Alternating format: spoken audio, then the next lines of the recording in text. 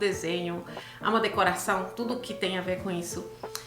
E por que não juntar as duas coisas e nos tornarem empreendedores? O primeiro obstáculo eu chamo obstáculo do tempo. Ele falou, tenho minha vida aqui, como que eu crio uma outra vida paralela nisso? Então ele vai ter que doar ou sacrificar o tempo dele. Hoje, no Brazilian Business Podcast, vamos conversar com Matheus e Tarim Peçanha, dois grandes nomes no ramo imobiliário. Eles vão contar como começaram, os obstáculos que enfrentaram e como isso os ajudou a crescer. Vamos ouvir sobre o dia a dia deles, as experiências mais marcantes e as dicas que os tornaram bem-sucedidos. Eles também vão falar sobre o futuro do negócio imobiliário e dar conselhos para quem quer entrar nessa área. Prepare-se para um papo cheio de ideias e inspirações. Vamos lá?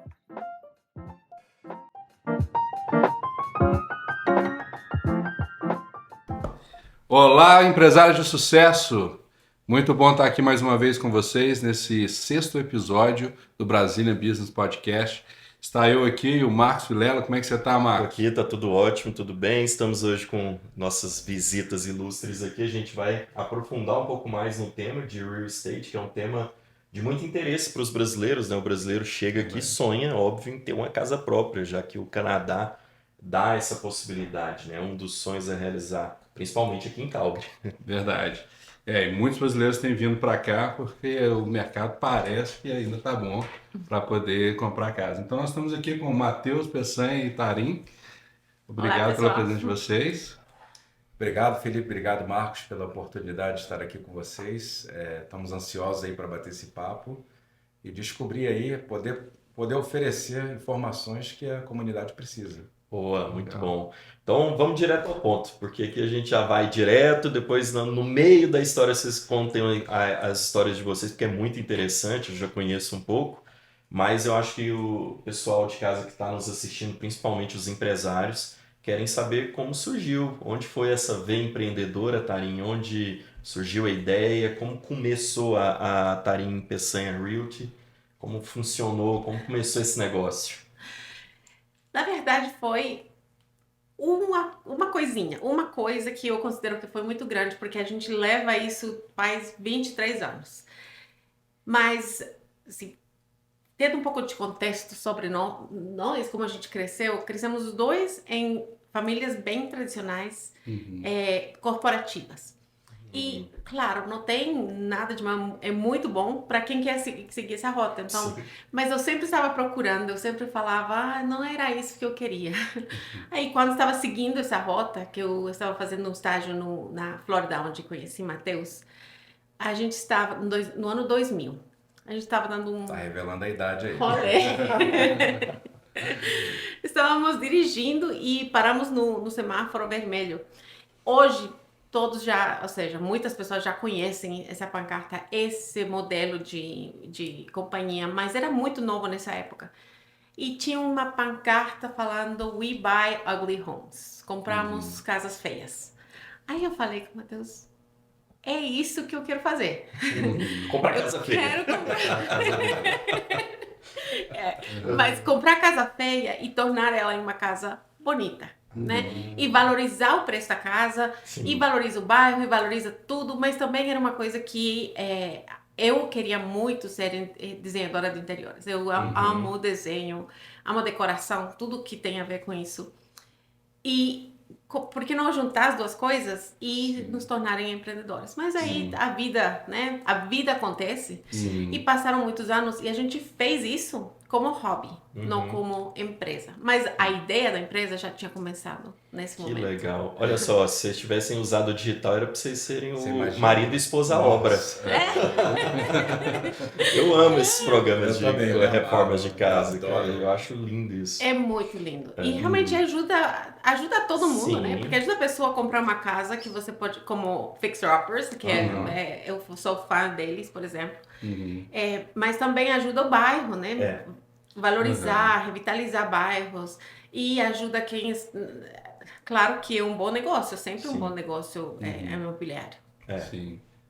E o Matheus? Assim, esse momento eu lembro até hoje. A gente estava na Flórida, muito tempo atrás, a gente se casou muito jovem. E nessa época a Tarim falou assim, eu tava dirigindo, obviamente, e ela falou assim, é isso que eu quero fazer. Eu fiquei olhando aquela plaquinha e eu não entendi. Eu falei, como que é isso? E o Buy Ugly House, eu falei, você quer fazer o quê? A placa? Você quer comprar a casa? O que você quer fazer? Ela falou, não, é isso, eu quero transformar, eu quero poder entregar um lar para uma pessoa, mas pegando um problema e criando uma solução. Aí eu falei, pô, que legal o negócio, mas e aí? Como é que a gente vai fazer isso? Né? A gente ficou olhando um para o outro e como é que a gente vai solucionar isso? E aí surgiu essa luz, falou assim, cara, realmente ó, isso daí parece ser um negócio que nessa época, 2000, no ano 2000, estava começando ainda. Era uma coisa nova, uma tradição, principalmente no estado da Flórida, que já era conhecido como estado de renovações, casas, é o estado onde os americanos eles se aposentam, então geralmente estão indo para lá para se aposentar e não tinha muitas casas. E começou esse fã, que hoje a gente vê nas mídias sociais, como você falou, HGTV, Buying O'Brien, né, renovação de casa, como é que é? Big Brothers? Não, Property Brothers. Então começou isso há muitos anos atrás. Eu usei a tradução lá no Brasil, é Irmãos à Obra. Irmãos à Obra, exatamente. Inclusive eles são daqui, né? São Eles de são daqui. Vancouver. São de Vancouver, sim. São daqui. São do Canadá. Então isso assim, a gente viu isso lá atrás e a pergunta sempre foi, como que a gente começa um negócio desse?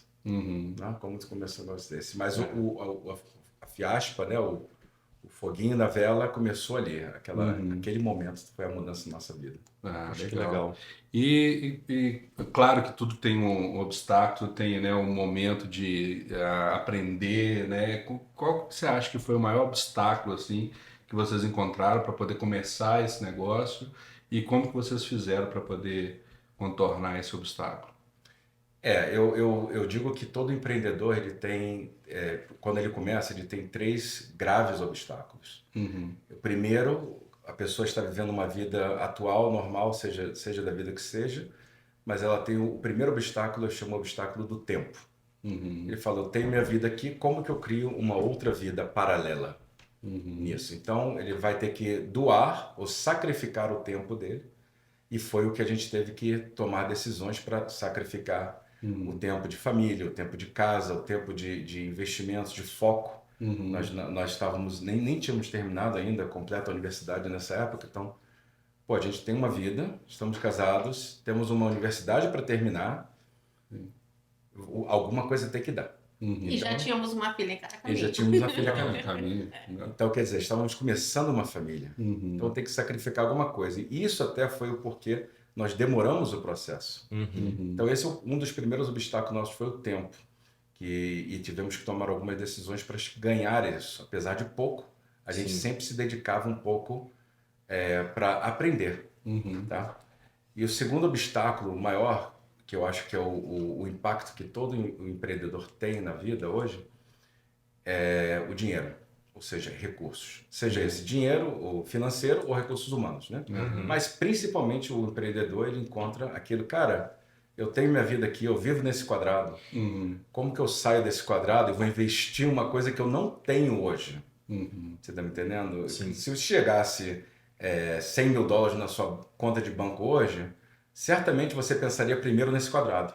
Você não pensaria no segundo. Você está me entendendo? Então, como é que eu pulso para essa vida? Então, isso foi como na nossa criação a gente foi educado nesse quadrado, a gente teve que quebrar esse obstáculo e começar a tomar risco, né? Para investir em nós mesmos. Então, entramos em cursinho, aprender, já estávamos fazendo universidade. Eu estava fazendo universidade nessa época de Computer Science, de TI. Então eu falei assim, cara, mas como é que o Computer Science combina com o Real Estate? Como é que você aprende isso? Tem nada a ver. Uma coisa é pegar o martelo, outra coisa é pegar o computador. Você tá entendendo? Então a gente teve que decidir nesse investimento.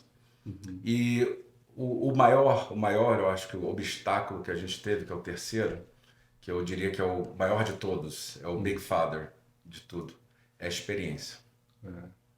Né? Porque como você entra num mercado como esse, sem experiência. Você pode ter o dinheiro, você pode ter os recursos, você pode ter o tempo, mas como que você se torna empreendedor sem experiência? Então, nós tivemos que, é o que eu falo geralmente, comer o quilo de sal Sim. para aprender primeiro, criar a experiência, criar os recursos, criar o tempo para a gente, de uma vez, se lançar nesse mercado. Começar a nadar nesse novo mundo nosso que a gente estava criando. Que era comprar casa feia e transformar ela em bonita. Então eu ficava com o sonho e eu fazia, ele falava comigo, você não brincou de casinha muito, né, quando era pequena, que agora tem que Perdeu essas continuar? Barbies. Porque era uma coisa, assim, era o ponto que a gente não concordava, era esse, que Matheus era bem corporativo. Ele gostava da ideia, mas ele não achava essa saída para conseguir fazer isso. Demorou um tempinho, né? Demorou um tempinho. Ele gostava da ideia, ele sempre estava estudando, ele sempre estava vendo, mas aí eu vinha com a ideia, ele falava, ok, problema 1, problema 2, ok. Agora ele fala, mas nessa época eu falava, me dá uma solução, não dá só Não dá só problema. agora ele que fala isso comigo. Eu acho Não que me dá objeção, me dá a solução. Mas pode ver, toda vez que a pessoa coloca um problema que ela não está querendo fazer. Quando ela quer fazer, ela só acha a solução. Ou faz você buscar. Muito legal. E outra, eu acho que quanto mais alto, né, o Matheus escalou uma carreira corporativa muito alto. É mais difícil abrir mão disso. Porque você tem um salário entrando todo mês ali, tem um respeito, prestígio, a segurança. As possibilidades de crescimento, né? Porque você não para de escalar nunca, só que quanto mais que você quer crescer, mais você quer trabalhar. Só que por outro lado, né, Tarim, não realiza os sonhos. Então, ele estava crescendo e ele mantinha a família praticamente sozinho, né? Porque eu era um pouquinho a rebelde, que não gostava dos trabalhos que eu fazia e também minha prioridade sempre foram meus filhos. Aí mas meu sonho continuava aí, né? Brincando de casinha. Eu fazendo reformas em casa, mudando de casa. Vai chegando um momento que até Matheus falou, ok, vou fazer as duas coisas ao mesmo tempo. Mas nesse crescimento, era também muito difícil deixar os filhos sozinhos. Falando longe do sistema de apoio, aí a gente ia realmente abandonar um pouquinho os filhos, né? Porque quando esse era o sacrifício, mas eu escolhi não sacrificar meus filhos. Quando eles cresceram, quando já estão mais... eu estou mais tranquila com a vida deles, eles mais independentes, aí é mais fácil sair no sábado de manhã, por exemplo, falar com eles, eu não vou estar em casa o dia inteiro. Eles nem vão sentir falta de mim, né? Legal. E mas até entrando nessa questão de sair no sábado, dos dias, como que é a rotina hoje, principalmente de empresário da empresa? Como que é um dia típico de vocês? Como que vocês organizam a agenda? O que não pode faltar nessa agenda? Conta pra gente como é, até pra pessoa que talvez queira entrar nisso, entender um pouco. E também o cliente, né? Você que é cliente deles. Saber mais ou menos. Entender que não é tão simples assim. Acha só uma casa assim. A gente trabalha um do lado do outro. Compartilhamos uma mesa bem comprida entre os dois. Mas os nossos dias são totalmente diferentes. Meu dia não tem um dia típico. Todos os dias são diferentes.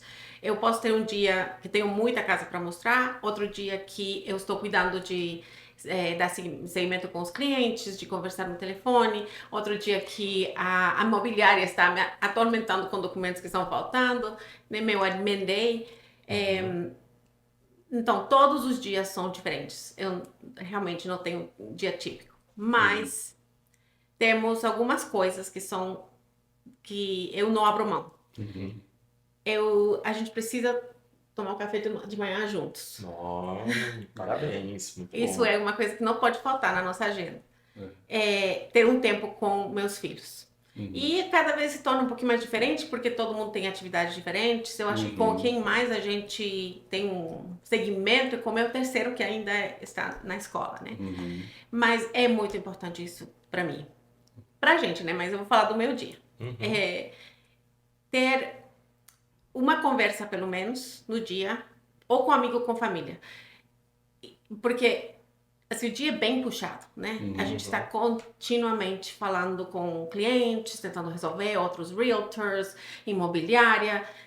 Temos nosso segundo trabalho a tempo integral, nos 2-2, depois das horas de trabalho, tentando achar maneiras para melhorar as experiências, a experiência de compra, ou não só de compra, mas toda a experiência imobiliária dos nossos clientes. Então, essas coisas têm que estar no nosso dia. Só que parece muito equilibrado, né? Parece muito bom que você aprende todos os dias, tem um momento de aprendizado.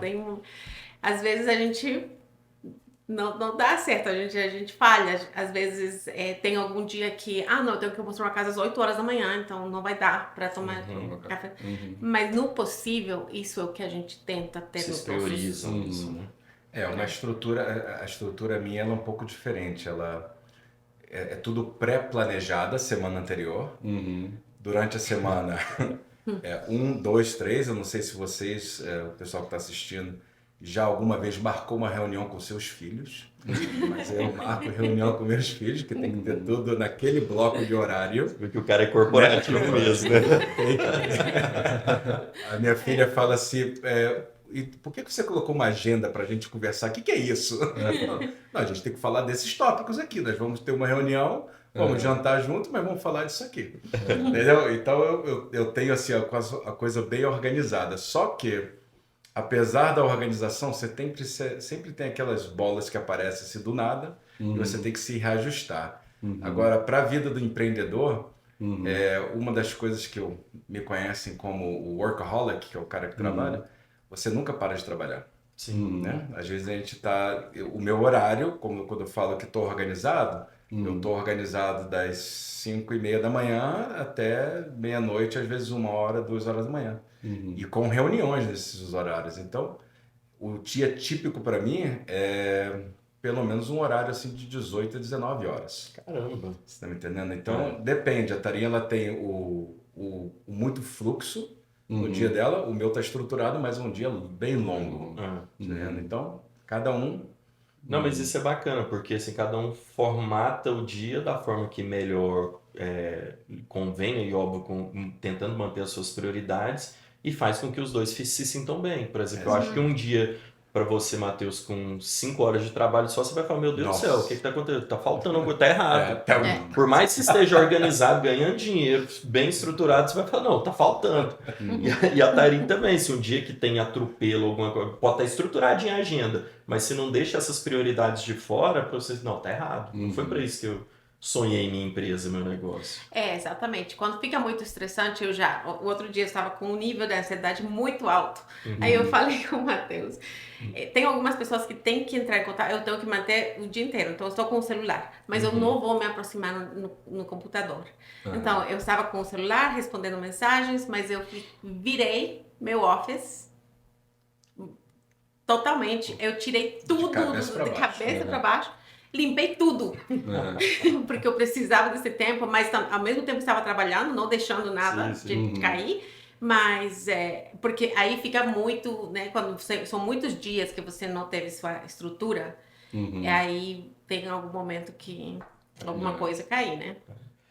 Eu acho que isso aí é o mais desafiador de qualquer empreendedor, né? Saber gerir o tempo, né? Porque você tem que ter o tempo de família, equilibrar tudo, né? Igual a gente estava conversando no último episódio com a Aline, essa questão de ter tempo com a família, ter tempo com os filhos, ter tempo para poder atender os clientes, né? Para poder fazer o trabalho e tudo mais. Esse negócio de gestão do tempo é complicado. Eu já até ouvi falar que não existe gestão do tempo, né? Não existe. Existe gestão no tempo. No tempo. Exatamente. Então você tem que saber, né, gerir esse tempo, saber o que é urgente, o que é emergente, o que é importante, né? Para poder não deixar tudo virar emergência. Porque às vezes você fica nessa só emergência, e acaba você não faz aquilo que é importante, que vai fazer a empresa crescer, que vai fazer... né, trazer mais novos clientes e tudo mais. Exatamente. Mas tem um ponto antes de você colocar a próxima pergunta, só para a gente fechar esse bloco, Tarim, que eu acho muito relevante, principalmente para mulheres que têm filhos, né? Que às vezes tem esse sonho que você tinha de empreender, de ter um negócio, mas você fala, poxa, mas se eu fizer isso, vou ter que abrir mão da minha família. Quer dizer que não, dá para fazer. Dá para fazer. Porque eu acho que quando meus filhos estavam crescendo, eu decidi não fazer, pensando que eu não ia dar conta. Também porque o Matheus, nessa época, nos primeiros anos, né, quando eles eram bem pequenininhos, o Matheus estava crescendo na carreira dele nesse momento, então ele tinha muitas horas para o trabalho corporativo. Mas eu conheço pessoas que conseguem esse equilíbrio. Até levam as crianças deles nos shows, assim, no mundo de corretores, pelo menos, né? Então, dá para fazer. E tem que se perdoar, que a casa não sempre vai estar limpa, mas é muito mais importante que sua saúde mental esteja bem quando você está fazendo o que você quer fazer. Sim. Se é isso mais importante, então a casa pode ficar, né?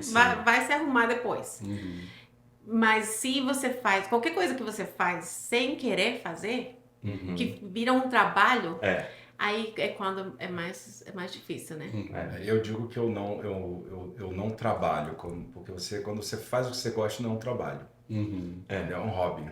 Adoro trabalhar, adoro trabalhar no que eu faço. A Tarinha, eu vejo ela, eu tô às vezes mandando mensagem ou numa reunião, 10 horas, 11 horas da noite, tá ela na reunião também, fazendo alguma coisa relacionada. Porque a gente ama o que faz, entendeu? Então isso pra gente não é um trabalho, é o que a gente gosta de fazer.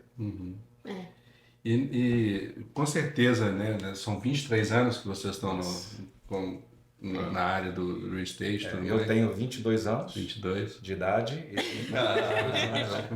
filha dele tem 21.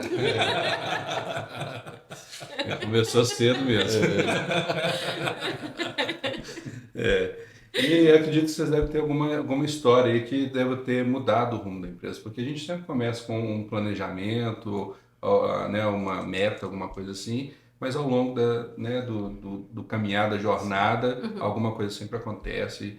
Conta uma história que foi marcante para vocês nessa caminhada que mudou o rumo totalmente da empresa de vocês. A gente tem 23 anos com esse desejo, com esse hobby como empresa, mas acumulados a gente está, agora fizemos um acumulado de anos, eu acho que são 10 anos que realmente a gente está no mercado, bem imersos na imobiliária. Foi um caso faz quase 3 anos que não necessariamente, assim, eu acho que mudou a trajetória que a gente estava levando, porque eu comecei como corretora. E a gente, tradicionalmente, você vai, mostra casas, vende casas, abre a porta, dá um conselho ou suas opiniões, e fecha a transação. E acaba, né? Parece muito fácil. É uma transação, é uma transação de vendas. O momento que virou de uma transação de venda para um relacionamento humano e considerar nesse momento, meus clientes, meus amigos, e ver eles como amigos. Tinha um casal que estava vindo de outra província. Eles foram indicados por outro casal com quem eu tinha trabalhado. Esse primeiro casal tinha indicado esse casal e outro casal. Esses 2 casais eram família, mas eu não soube até depois de uns 4 meses, porque estavam procurando separadamente, eu não sabia exatamente que eram relacionados. Aí ela entrou em contato comigo desesperada. Ela estava grávida, ela estava desesperada de se mudar para Calgary, porque o marido tinha achado um trabalho aqui em Calgary.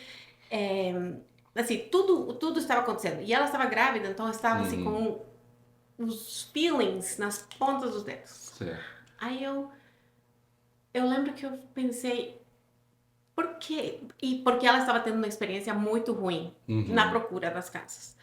Falei, mas por que está tendo uma experiência ruim? Não é normal que uma pessoa tenha uma experiência ruim. Tem muitas pessoas que têm, mas por quê?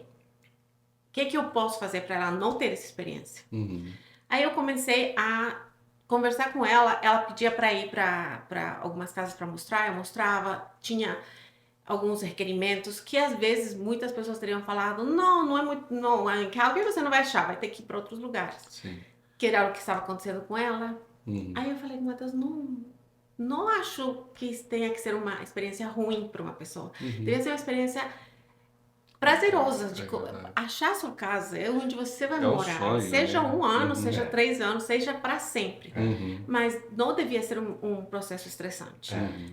E especialmente você não morando na cidade, não podia vir porque ela estava nas últimas semanas de gravidez. Uhum.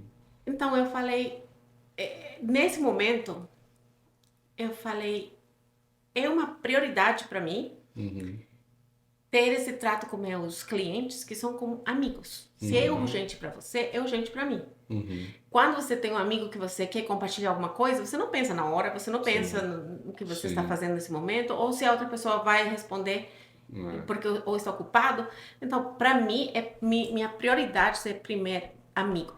Então, estou ajudando você a cumprir a culminar seu sonho. Uhum. Né? Seja a primeira casa, a última casa, a casa dos sonhos ou não, mas é a compra mais importante. Com certeza. Uhum. E aí mudou um pouco o rumo, que foi de uma transação para um relacionamento. Legal. Uhum. Essa transformação, essa quebra de paradigma, né, que nós identificamos há 3 anos atrás, que nós criamos uma empresa, a empresa vende e entrega algum serviço. Legal, você paga por aquele serviço, o serviço é feito, o cliente dá assinatura e vai embora. A gente identificou que esse tipo de interação de produto, ela tem que ser mais do que uma transação. Ela tem que ser uma criação de relação anterior. A gente hoje, todas as pessoas que trabalham com a gente hoje, nenhum deles são tratados como clientes. Eles são primeiro nossos amigos. Nós queremos saber o que você quer da vida, o que você vai crescer, onde você vai estudar, que a gente está recebendo bastante estudante em Calgary. Você vai ter filho? Então não, talvez, quanto tempo? Você está me entendendo? Quais são os pais visitam você aqui do Brasil? Sim. Se visitam, então por que eles não pensam de uma forma diferente? Talvez você estaria melhor perto da cidade, ou eles estariam melhor perto da cidade, você estaria longe. Então a gente pensa em nós primeiro. Sim. Entendeu? A gente não pode oferecer um conselho de uma coisa que eu não faria com a gente mesmo. Então essa estrutura, essa mudança empresarial desse cliente, que hoje é nosso amigo, essa família, ela causou um impacto na nossa empresa, falando assim, não podemos conseguir crescer e ser reconhecidos se nós continuamos operando do modo tradicional de uma empresa. Nós não vendemos serviços hoje, nós não vendemos produtos hoje, nós vendemos experiências para você adquirir o seu lar. Essa é o que a gente vende hoje. Nós encontramos a maneira de fazer com que a sua experiência seja boa. E com isso, como resultado, você adquire o lar ou o que seja um investimento. Eu acho muito bacana essa estratégia. Eu sempre opto pela qualidade ao invés do preço. Eu acho quando a qualidade ela está embutida no relacionamento, o preço às vezes é o rápido, porque você gasta mais tempo com esse relacionamento, você gasta mais tempo com esse tempo de entrevista, então você não consegue ser o mais barato, porque você tem mais tempo envolvido para ter esse tipo de relacionamento, só que a qualidade que sai disso é muito maior, muito melhor. A recomendação depois de outros clientes que chegam é muito melhor, e eu acho que vocês acertam em cheio no ponto que vocês falaram aqui, que eu entendi pelo menos isso. Às vezes o cliente não sabe o que ele quer. Não sabe. Você precisa entrevistar mais, até para ele entender. Ué, mas peraí, é verdade, eu quero ter filho ainda. Então esse apartamento de 1 quarto que eu tô comprando para 30 anos não cabe dentro de um plano de vida que eu tenho. Peraí, faz sentido. Não plano de vida, né? A gente, na minha área, que a gente trabalha, eu trabalho mais com investimento, a gente está sempre assim, cara, todo brasileiro principalmente quer pensar se aquilo vai valorizar. É a pergunta que eu escuto sempre. Vai valorizar? Vai valorizar? Fala, cara, olha só, qual razão que você vai vender? Né?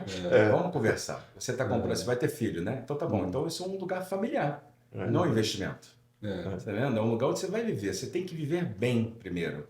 Eu não colocaria meus filhos numa área industrial só porque vai valorizar daqui a 15 anos. Tá certíssimo. Você está me entendendo? Então aí é onde entra o tema do amigo. Entendeu? Numa recomendação. A gente até tem dificuldade em recomendar. e conversar, ter esse tipo de conversa, porque Você perde venda às vezes, digamos o assim. pessoal fala, então não quero saber, se não vai valorizar, então não quero saber. Não, mas não é isso. É você pensando no ser humano. Essa é o... E quais estratégias vocês acreditam que foram cruciais aí para o crescimento da empresa, para o amadurecimento do negócio? Além dessa do relacionamento, né, que essa é evidente. Essa é uma importante, mas aqui o rei da estratégia. Mas eu não foco na estratégia que a gente vai ter para conseguir mais vendas, mais clientes. Na verdade, a estratégia que eu usei foi ser eu mesmo, né? Não estou tentando vender alguma coisa que não é.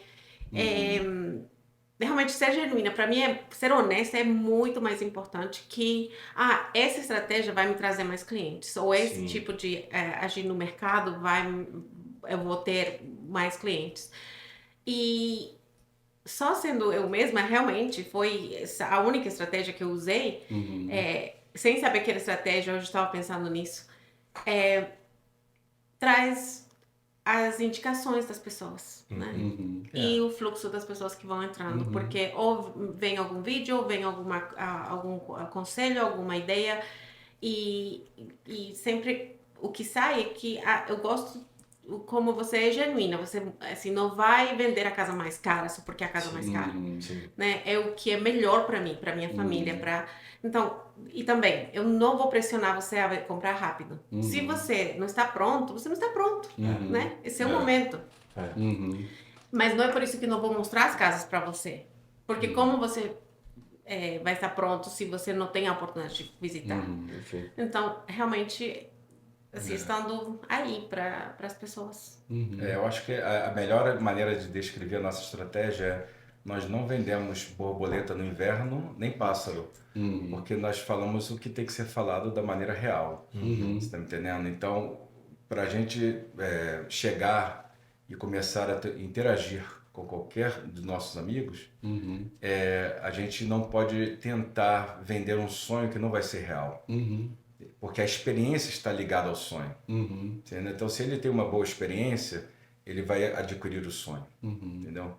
Então, quando a gente chega e fala com nossos amigos, fala assim, olha, esse é um ótimo investimento, mas não vai dar certo para você, é porque nós estamos relacionando o que é importante para você, primeiro, tá?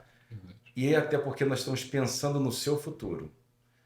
Porque você vendendo um produto de investimento hoje, fala assim, você vai ter um retorno de tanto, mas não é o bom para você. Então não é um investimento. Você está me entendendo? Você vai ganhar um dinheiro. Ganhei um dinheiro, mas não é um bom investimento. Por quê? Porque não é um investimento familiar.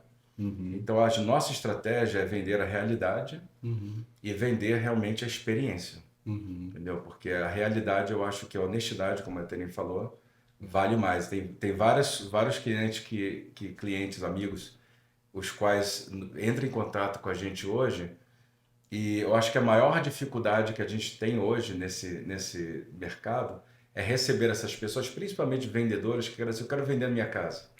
Aí começa, mas por quê? Me conta por quê, né? A gente fala, não, por quê? Como é que você faz o cara desistir Como é e que perde você- o negócio? Porque não é uma transação. Mas é importante, assim, porque muitas pessoas, não, eu vou ganhar esse monte de dinheiro vendendo minha casa e, de novo, eu não estou vendo os dollar signs, eu estou vendo, é importante para você, ou você poderia manter como um investimento, ou é o momento para vender essa casa. Aí realmente eles têm que estar muito. E sim, muitas vezes pode ser uma pessoa que fala, não, eu quero vender, não quero escutar o que você está falando. Mas, né, vai ter coisas boas e coisas ruins que saem de qualquer estratégia. Mas é importante essa parte de ser muito honesto. E a gente vê isso nas pessoas que voltam, né? Porque tem muitas pessoas que nesses 3 anos compraram um imóvel e depois de pouco tempo eles vêm e querem comprar alguma coisa para investir. Aí tem alguns que já compraram 2, 3, aí ok, então deu certo. A estratégia, o que eu falei e o que alinhou com os seus pensamentos, deu certo. Então está voltando. né? Então, Às vezes também tem certos vendedores que você vai conversar com eles, você parece que quer voltar para casa e tomar um banho, porque ele tá querendo te empurrar o negócio de todo jeito, né? De qualquer maneira. De qualquer maneira. E eu acho que essa estratégia, assim, de realmente ser sincero com a realidade da pessoa. Porque às vezes a pessoa está naquela febre, todo mundo está vindo para Calgary, eu tenho que ir para Calgary também, e ele não está não tá naquele momento financeiro dele para poder tomar essa atitude, tomar essa decisão, né? E isso acho que é o mais importante de todo, ter alguém que não somente está fazendo a venda, mas também está aconselhando, que não é o seu momento, não é o seu momento financeiro para isso, não é, acho que, né? Por isso que todas essas informações que vocês pegam com os clientes para poder dar essa orientação é muito mais uma consultoria do que uma venda. Exatamente. E essa consultoria eu acho que é o que todo mundo precisa, né? Para poder tomar o passo certo. Porque o maior produto que a gente compra na vida é a casa é própria. casa. Né? Então, se você tomar de uma forma assim, na febre, na loucura, o sonho da casa própria vai se tornar um pesadelo. Porque a pessoa não está no momento certo, financeiramente, ou a cidade, ou a província, ou o que seja os problemas que se encontram aí para tomar essa decisão. Não, e a gente tenta deixar isso aberto e a gente deixar as pessoas saber que podem entrar em contato comigo. Tem muitas pessoas que um dia eu vou entrar em contato contigo. Ou eu não estou pronto ainda, mas não quero tirar seu tempo. Não está tirando meu tempo. Se eu posso acrescentar a sua vida dando informações para você se planejar, eu não estou esperando você assinar um contrato imediatamente comigo e eu vender uma casa para você imediatamente. Não, mas ajudar você a chegar nesse ponto. Porque às vezes esperam e quando chega no momento, já perderam o time, né? Se você já sabe essa informação, você trabalha para depois pode dar certo, pode não dar certo, mas pelo menos você está fazendo uma decisão informada. Tem clientes que se tornaram amigos durante esse processo e que trabalharam com a gente um período quase de 2 anos antes de adquirir uma casa. Por quê? Porque apesar de que nós não somos consultores financeiros, nós não somos consultores de babysitter, não cuidamos de criança, nada, mas é importante a gente entender a sua trajetória, da onde você está saindo e para onde você quer ir. Sim. Você está entendendo? Isso que faz o nosso norte. A gente cria o plano e a gente vai trabalhando em cima daquele plano. E chega um momento, gente, porque o pior que, como o Felipe falou, é você fazer uma transação que a pessoa vai ficar remoendo naquilo nos próximos anos. Você está entendendo? Acho que isso é a reputação nossa que nós estamos colocando na mesa. Pois é. E depois de toda essa informação, o que vocês acham que é o que traz assim, o diferencial da Tarim Realtor? Qual que é o seu diferencial assim dos outros realtors da cidade, além toda essa consultoria, esse apoio que vocês dão, né? Que eu carrego uma frase comigo que tipo os meus clientes vão se tornar meus amigos, mas meus amigos não vão tornar meus clientes. Eu já tive muito amigo, Felipe, faz um orçamento aqui para mim, isso aqui e tal. Faço, é um prazer e tal. Aí depois, Felipe, me fala aí, como é que eu faço aqui? Não, eu faço. Pode fazer assim, você vai estar tranquilo. Mas, como é que é? Qual que é o diferencial eu acho assim, uma das coisas que adiciona a nossa experiência é, obviamente, o multiculturalismo que nós temos hoje. Nós somos... A Tarim é boliviana, eu sou brasileiro, meus filhos são 3 diferentes nacionalidades, nós falamos diferentes idiomas.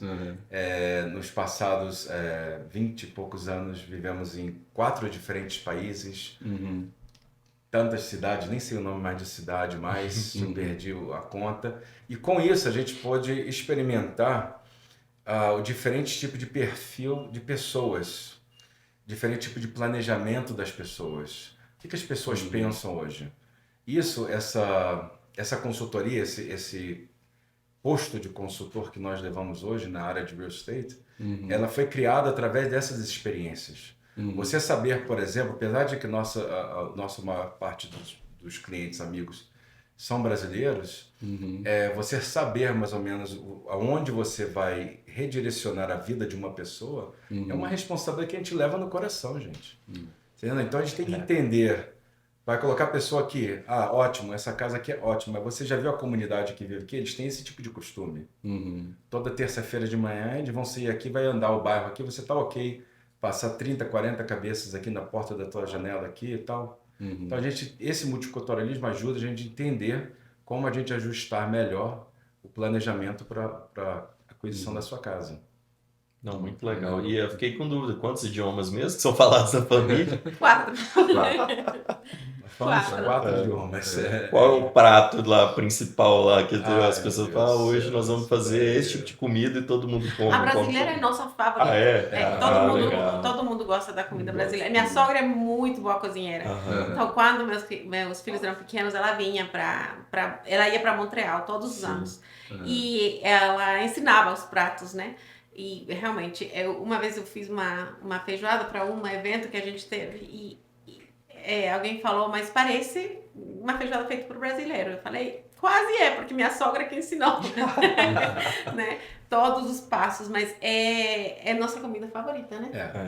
A cultura brasileira, ela é parte da nossa família, ela foi, obviamente, influenciada por mim, e com isso, os meus filhos hoje, apesar de falar outros idiomas, a Taninha, eu acho que ela sabe todas as novelas do Brasil. Todas, eu aprendi português com novela. Perfeitamente. Não, às vezes eu até comento, ela fala melhor português do que eu, escreve melhor do que eu. Estou tanto tempo fora. Então, assim, essa divisória, né, essa diferença familiar e os lugares onde a gente viveu, fornece a gente um norte com várias opções. É isso que eu gosto. Nada fechado. Eu ia entrar, o gosto é muito diferente, Tani, do brasileiro, do boliviano, do americano, do canadense, do canadense de Quebec, do canadense daqui. Varia muito para casa, para região?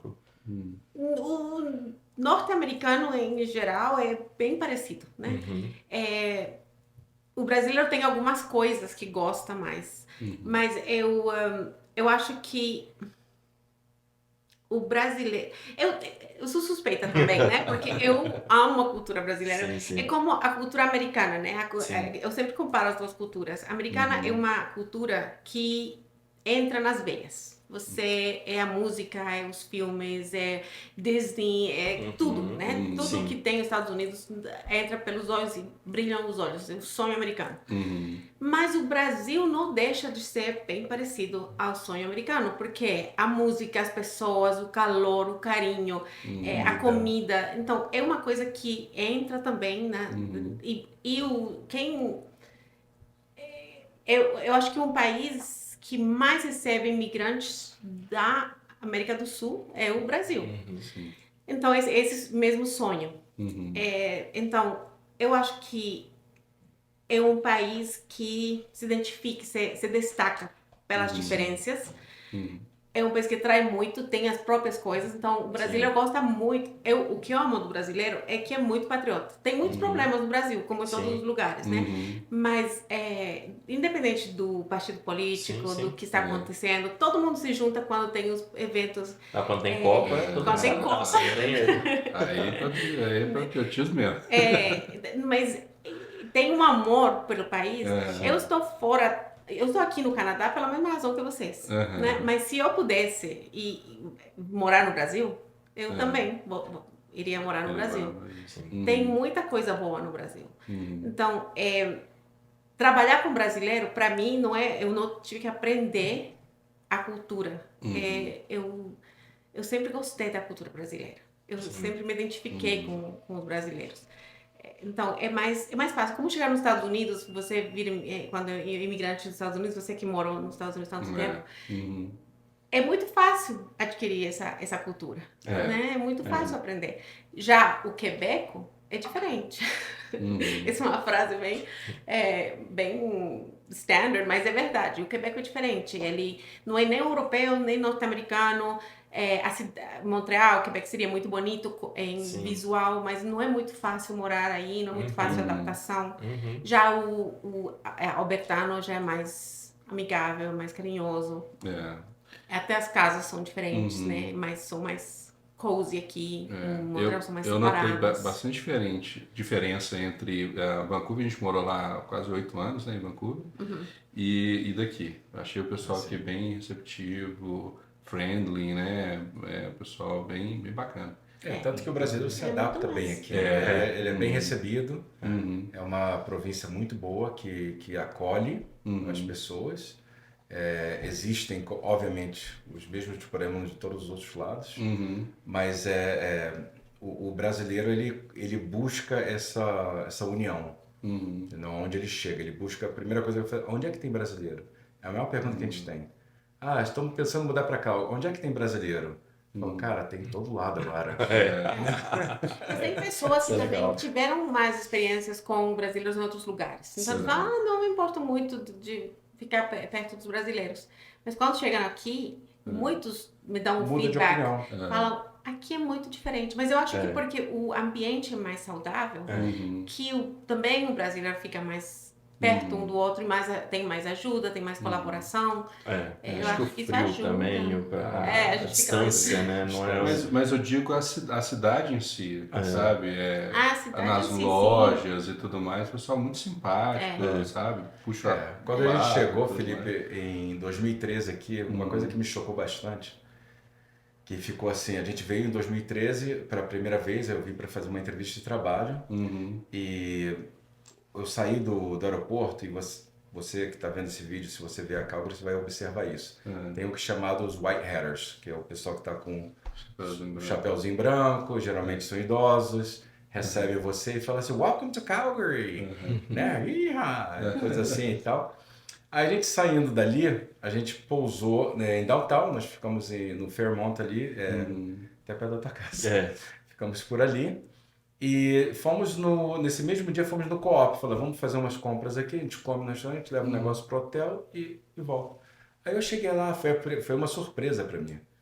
Eu falei assim, vamos pegar o carrinho. Aí o carrinho tava trancado, porque em Montreal o carrinho é aberto. Aí eu falei, tem que colocar uma moeda aqui. Ih, cara, como é que a gente vai colocar uma moeda aqui para tirar o carrinho? Aí fomos lá dentro. Aí eu cheguei para a senhora e falei assim, ela, não. Aí me deu $1, falou, vai lá, leva lá.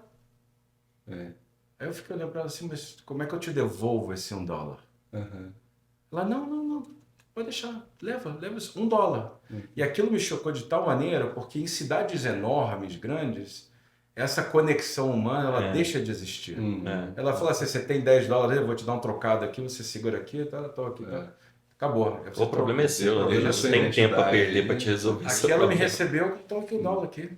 E aquilo ficou na minha memória para sempre. Aí eu peguei, fiz a questão depois de ir lá devolver o dela, ela não queria aceitar. Não é seu, não se preocupa não. Para o seu próximo carrinho, que você vai comprar. Tem certeza? Assim, não era o tema do dinheiro. Sim. Era aquela conexão que ela criou comigo. Então, isso assim mudou a nossa percepção quando nós mudamos para cá e decidimos expandir, criar nossa empresa nessa província. E agora eu vou mandar as perguntas de futuro, né? Anunciamos ele, agora eu vou dar aquelas fatais ali. Calgary vai continuar crescendo, inflacionando, subindo o preço, o juro vai cair, cai quando, quanto? O melhor momento de comprar é agora ou espero para depois? Essas três, eu acho, são as principais. São as perguntas de $1 milhão, né? Sempre são difíceis de responder porque as pessoas esperam uma resposta direta. Binário, e não tem. Isso. Mas no mercado imobiliário geral, a gente tem que olhar para frente, a gente tem que olhar para trás. E desde o fur trade, qual é o nome do fur trade? A mudança de fur. Quando trocavam casturas. Trocavam peles Peles de animais. O melhor investimento era imobiliário. Aí eu não conheço ninguém que comprou casa faz 30 anos que se arrepende de comprar casa. Se arrepende de vender, por isso quando eu tenho que fazer uma venda, eu falo, poderia ficar com o investimento, vamos fazer números para ver se dá. Porque realmente vender uma casa, você está vendendo um patrimônio que você poderia se aposentar com essa casa. Vai terminar de pagar em algum momento, o mercado sempre vai subir, vai ter essas quedas, mas o mercado sempre vai subir. Os juros estão muito altos? Sim. Em algum momento vão baixar, só que não tem como prometer quando, não tem como ver o que vai acontecer. O governo está muito inestável nesse momento, né? Pode ter uma possível saída do Trudeau, aí como mudaria? Mas, logicamente, se os juros começarem a baixar, claro que os preços vão começar a subir muito mais. Isso causa muita ansiedade nas pessoas. Vou esperar para os juros baixar, mas os preços vão subir. Vou pedir um dinheiro emprestado para poder dar o down payment. Não. O momento é o melhor momento para você. Quando você está pronto, esse é o melhor momento. Não achando que vai baixar, que os preços vão voltar para antes. Não tem como, não tem os como. preços Os preços nunca não voltaram voltam, para trás. Né? Pode baixar um pouquinho, mas é a única cidade que não teve uma correção de preços. Então é muito difícil pensar que vamos voltar para o que estava faz 2 anos. Porque aí seria uma recessão terrível também, né? Especialmente para a Alberta. Com recessão desse nível, você não tem crédito. Você vai ter que comprar à vista. Você tem o dinheiro para comprar à vista quando ela voltar, porque você não vai achar o banco. Não. Com a recessão não você não vai como. emprestar. Eu digo assim, estatisticamente falando, né? Que aí eu entro no histórico. Os passados 10 anos, se não 20, foi a última vez que eu fiz o cálculo. O mercado de REIT, que é na Bolsa de Valores, é o único mercado que se manteve estável. Houve sim um impacto nos Estados Unidos em 2007, que houve uma queda, foi significativa, mas voltou imediatamente. E se você olhar o mercado em sua totalidade, desde o início da abertura da Bolsa de Valores, toda a tragédia, guerra, doenças, pandemia e tal, o mercado nunca caiu. Ele teve uma correção e se mantém. Tá entendendo? Então, o que quer dizer isso?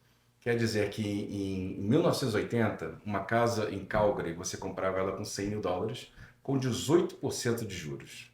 Aí você fala, pô, o juro estava tão alto. Mas era $100 mil a casa. A mesma casa hoje, você compra por 700, com 6% de juros. Então, o que mudou? Mudou o valor da casa e mudou os juros. Mas o seu poder de compra, ele também se ajustou, mas não se ajustou para os 700. Então, quando a tarifa era o salário mínimo também naquela época, nos anos 80, né? Exatamente. Você imagina. Então você tem que pensar assim, é o melhor momento que você está pronto. Está pronto? Vamos lá, compra agora, você está entendendo? Porque senão você vai estar pagando. A pergunta que eu sempre faço para os nossos amigos da Tarim Pensan Realty quanto você está pagando no juros do seu carro? Porque os juros é o mesmo. Juros é juros. Você está pagando 20? Você está pagando 10? Está pagando 15? Porque a única diferencial da casa é que o custo é maior. Você está me entendendo? Você comprar um iPhone 12, você comprar um iPhone 15. Você tá entendendo? O juros vai ser diferente, mas o preço vai, entendeu? Vai se ajustar. Então, em tema de futuro, Calgary ela tem uma nota promissora, acho que é a nova palavra, muito interessante, porque é uma província que diversificou o mercado durante os anos. Ela era um mercado 100% dependente do petróleo. Tá? Nós vimos Calgary passar várias dificuldades, 2003, 2007, 2008, 2017, foi um terror. Onde a província ela tomou uma posição, acho que foi em 2018, né? Foi quando eles voltaram para o mercado e tomaram uma decisão em diversificar aonde eles iam investir. E deixaram de investir tanto no petróleo, tanto que as empresas de petróleo saíram daqui e voltaram para os Estados Unidos, muitas delas. Houve um layoff enorme de pessoas e começaram a investir em TI, agricultura. Tem muitas empresas brasileiras vindo para aqui, até de TI mesmo, que eu já conheci um pessoal aqui. Então, o que acontece? Aquilo causa com que você tenha várias oportunidades. Caiu o preço do petróleo. Não é mais aquele desespero. O que vai acontecer? Então, Calgary tem uma promessa de futuro muito grande. Sim. Agora, com isso, tem que vir também a correção do custo de vida. Sim. Você está me entendendo? Então, as pessoas que estão se mudando para cá, de Vancouver, pessoal de Toronto e tal, tá vendo que tá começando a mudar o perfil Então, o momento é esse. Existe até uma propaganda do governo de Alberta, eu sou receoso de falar isso porque eu trabalhava para eles. Ele falou assim, né? Alberta is calling. Né? Por quê? Porque é o momento. Agora é o momento da onda, está começando. Mas eu acho que vocês falaram que o momento é quando você está pronto, é uma frase perfeita para isso.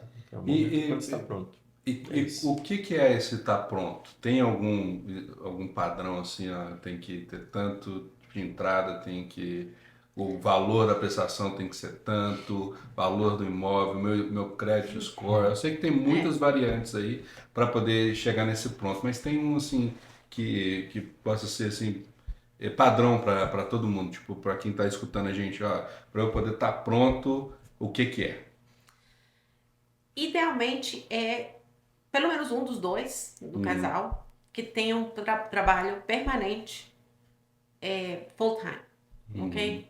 Tempo integral. Porque quando você... Empreendedor tem um problema, não é um problema, mas é uma espera um pouquinho mais longa, não? De 2 anos de imposto de renda.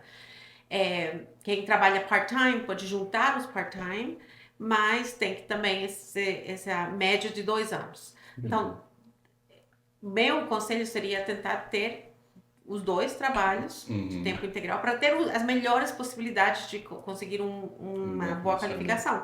Porque realmente estão os preços altos. Os salários não estão acompanhando isso. Então, para não ficar frustrado, isso é a melhor situação. Mas, se você tem dinheiro no Brasil e você está pensando em comprar, ter o dinheiro 90 dias na conta de banco. Tem muitas maneiras de fazer, assim, os bancos aceitam quando não tem os 90 dias, só que a comprovação é uma dor de cabeça. Sim, então, se você tem os Eu 90 passei dias... por isso. Né? Eu passei por isso. Então, ajuda para comprovar, a dor de cabeça para o comprador. Né? Eu acho que o down payment é muito importante. É essa parte, essa sua preparação, né? Para você não... E saber que, por exemplo, quando você está pensando em comprar, o crédito de carro diminui muito o seu poder de compra. Então, se você consegue pagar um carro à vista, ou consegue, com seu down payment, pagar esse carro, claro que eu não vou dar conselho financeiro, porque isso seria uma coisa que seria trabalhada com o mortgage broker. Mas, geralmente, são esses os conselhos, né? Cada caso é diferente, mas ter o menor dívida possível, ter um bom credit score e um bom down payment. E o down payment, isso assusta muita gente, né? Porque a pessoa fala assim, eu tenho que ter 20%, 30%. Não, o mínimo é 5%. Tá? Mas mesmo 5 é difícil. Fala, gente, peraí. Você não tá nada. Então, alguma coisa tem que dar. O problema é comportamental, então é outra coisa. Mesmo 5 é difícil. Então tá bom. E mesmo com a dificuldade do 5, o governo tem... Hoje existe programas do governo que te ajudam a dar esse down payment. Você tá me entendendo? Então, assim, tem que se alinhar as estrelas? Tem. Tá? Por isso que é importante você ter um consultor do seu lado que entenda toda a possibilidade, entenda o seu lado familiar, entenda o seu lado financeiro e entenda o seu plano futuro. Sim. Tem todo para encaixar tudo isso. Para encaixar tudo isso. Porque as estrelas, mesmo que eu tenho down payment, eu tenho a aprovação e eu tenho credit score. Pera aí, ótimo. Então, qual o seu plano futuro? Não sei, eu só queria comprar uma casa. Porque tem algumas pessoas que, ou, por exemplo, tem o work permit, mas tem 2 meses sobrando, que não é suficiente no work permit, né? Na validade de dias que você tem. Ou é estudante, ou não tem um trabalho full time, ou tem o down payment, tem muito down payment, mas acabou de comprar um carro que você paga $800 por mês. E não tem um trabalho para acompanhar. Então, essas coisas tiram muitas possibilidades de você. E você acaba pagando o aluguel 100%. Então, esse plano Canadá é um plano que não acaba na chegada sua no Canadá. Né? Porque aí você vai pagar aluguel quantos meses. Eu tenho muitas pessoas do Brasil já entrando em contato comigo, falando quando eu posso comprar. E para mim não é perder tempo ao falar com pessoas que estão no Brasil Quando eu posso comprar? Ok, você tem que chegar a ter isso, e depois você pode já pensar em comprar a sua casa. Pode comprar com menos de um ano? Pode. Tem que ter os patinhos alinhados. É muito necessário. Então, já chegando, sabendo essas coisas, ajuda a não gastar nas coisas erradas. Legal. Ótimo. E qual conselho você tem? A gente está, infelizmente, chegando já no final. Se você está acompanhando a gente até agora, te agradeço. Não compartilhe, deixe o seu like, inscreva no canal. Tá? A gente está sendo muitas informações valiosas aqui. A gente tem outros convidados também que estão trazendo várias informações valiosas. Quero agradecer a audiência de vocês até agora. E agora que a gente está caminhando para o final, que conselho você daria para o pessoal? A gente tem ouvintes de toda né, diversidade ali. Nós temos os empresários, nós temos as pessoas que estão acompanhando a gente mesmo, que está chegando agora, ou até mesmo pessoas que já estão aqui há bastante tempo. Que conselho, que palavra de sabedoria vocês dariam para as pessoas que estão nos ouvindo aí? Eu acho que a informação é o mais importante. Fazer suas próprias pesquisas é muito mais importante. A gente tem um mundo digital que a gente escuta muitas coisas de muitos canais, de muitas pessoas. Então temos que escutar, colocar em um funil e fazer nossa própria pesquisa. Né? Porque tem muitas coisas que as pessoas pensam que são maneiras fáceis de fazer dinheiro, ou é muito fácil a mudança para o Canadá. Eu já escutei que, mas, por exemplo, de pessoas tentando ir para os Estados Unidos. Porque ir para o Canadá é muito fácil, para os Estados Unidos é difícil. Não, não é. A gente passou por um processo, né? Tem um processo, não é fácil. Talvez seja mais possível, mais rapidamente que nos Estados Unidos, mas não deixa de ser difícil, não deixa de ser um processo, né, com muito trabalho e pesquisa. Então, eu acho que isso é o mais importante. E para mim, eu tenho uma frase que eu digo sempre, e falo para todas as pessoas que querem empreender. Eu falo assim, o vencedor, ele só é um perdedor que tentou outra vez. Muito bom. O vencedor é um perdedor que tentou outra vez. Então, se você que é brasileiro, quer empreender e tem o sonho de empreender, lute, você vai ser perdedor até você ser o vencedor. Muito bom. Não desista. Bom, é isso mesmo. Tem muita dificuldade no caminho, né? E se você desistir e parar no primeiro, você nunca vai chegar lá no nível do chefão e chegar na última etapa. Enfim, Tarim, Matt, a gente gostaria de agradecer muito aqui a participação de vocês. Tenho certeza que o pessoal aí de casa aprendeu muito sobre como chegar ou identificar que está na hora certa. Tem vários ensinamentos valiosos que vocês trouxeram aqui para quem também está empreendendo, né, para olhar para esse lado de prioridades, olhar para essa questão de agenda, mas olhar também para o relacionamento. Eu acho que você, empresário que está nos acompanhando, tem muita lição valiosa para tirar daqui. Quero convidar vocês a seguirem a Tarim Peçanha Realty no Instagram. Então, você clicando aqui, você vai ter acesso aqui você vai fazer a mágica? Tem que fazer agora. Já apareceu. Não posso te deixar na mão, né? Olha a mágica, já apareceu, tá aqui. Você vai clicar aqui, você já tem o arroba aqui, você copia, cola, vai lá no seu Instagram, já segue os nossos amigos e continua nos seguindo, continua nos acompanhando, compartilha isso aqui para mais alguém e a gente se vê aí no próximo episódio. Um grande abraço. Obrigado, gente. Tchau. Até logo.